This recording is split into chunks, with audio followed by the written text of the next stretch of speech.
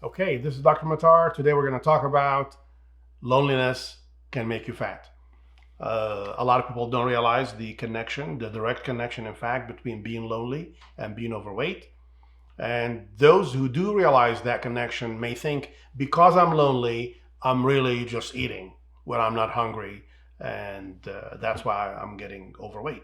In fact, loneliness is affects the body at much deeper levels. It is a state of chronic stress. It is a reason why people become depressed. It's a reason why people become or have anxiety attacks and so forth. So it's really a big deal. And when you have that level of chronic stress, what happens in the body is a lot of mechanisms work on to the compensation effort to reverse what long term stress does in the body. And this sets the stage for the body to get older quickly, to develop disease, including cancer and heart disease and so forth, the major killers, and at the same time make the person's life miserable. How do we fix it? Well, I had a patient who came to see me many years ago who was suffering from loneliness.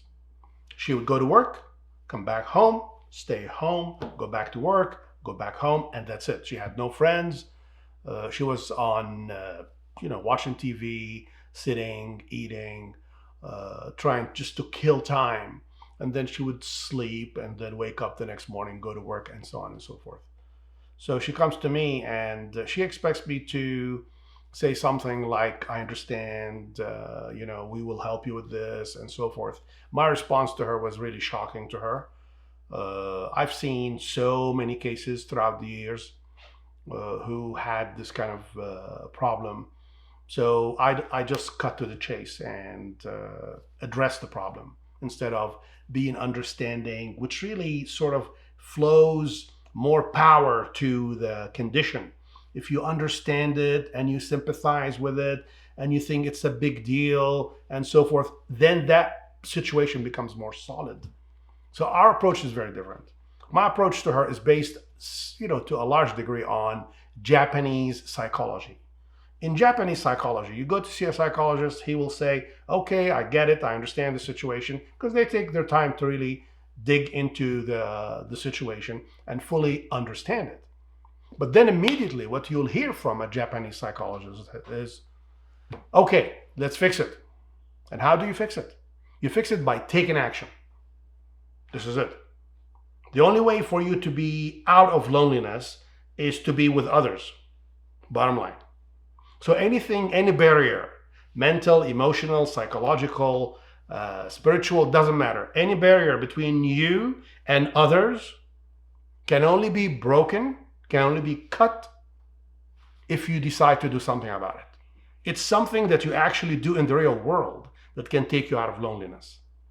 And what we've been very successful with the clients who demonstrate that situation for us is, first we explain our approach. So we're not sympathizing with the problem. Of course, we want to solve the problem and we care so much about the patient. Absolutely. But we're not sympathizing with the problem itself. We're not going to make too much of a big deal out of the problem. So we go, okay, let's get you started on your path out of loneliness.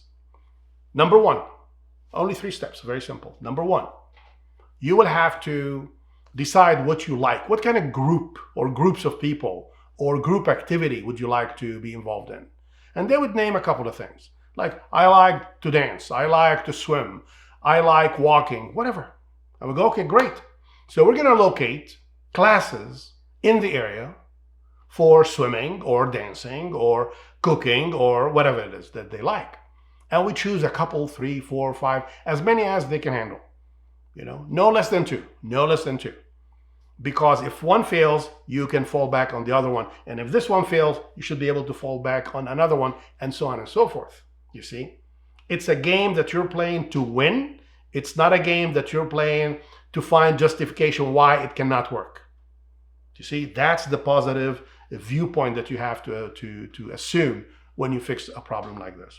So we'll give that patient a lot of support, and we make it very positive that they will come out of loneliness. And we address it by finding or making lists of these activities, we look around in the community to find classes, and that person joins these classes with the idea that, okay, I'm going to try it, I'm going to see if it works for me, but if it doesn't work, I'm going after another class.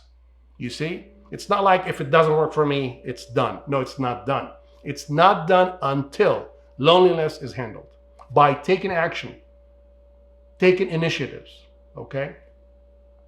And so the first step is to name it. Name exactly what kind of classes you want. The second step is for you to actually take the initiative to either create your own group. You can go online and join some kind of meetup group or create your own, doesn't matter.